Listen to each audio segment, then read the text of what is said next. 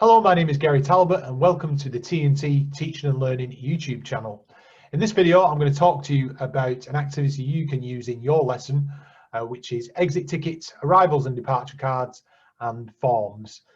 Some of you may have seen this used before, or you might have used it yourself in your own lesson, but it's basically just a way of recording what your pupils have understood or what they've learnt in that lesson, so you can have a quick look through and then you can decide whether you need to reteach that the next lesson or whether you think they've understood what you've taught them in that lesson. So the first one is the traditional exit ticket. So you basically have some questions. What have you learned this lesson? What might you need some help with? And then how do you feel about the lesson? There's other variations on that. So there's snap exit tickets linked to Snapchat, or also emoji ones. I don't always think they're as good because you can't really get as much detail out. But you could add further questions to them if you wanted to as well. Something which is very similar to that are boarding and departure cards. So you could put your own school logo at the top and call it, you know, whatever school air and whatever your school's called. At the start of the lesson, you can find out what they already know by getting them to fill in one of these tickets. And then at the end, you can find out if they've understood what you've taught them in the lesson.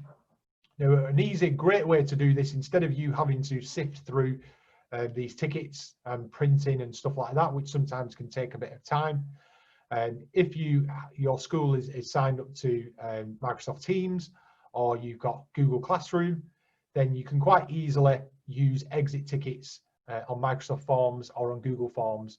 Now, I think that Microsoft and Google both do their own exit tickets pre-done. So if you go into your forms on whatever platform you're using, there should be ones already set up for you to use. You can modify them if you want to and add more questions and stuff like that, or you can just leave it as it is. And what you could do, you could set that as homework, so you get them in that evening to complete the form, and then you can quickly have a look at the information they've given you as a class.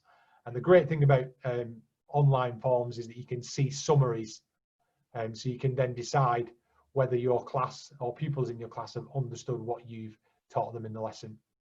Hopefully you found that useful. If you have, please click the like button, and for future updates on our videos, please subscribe to our channel. Thanks very much. See you later.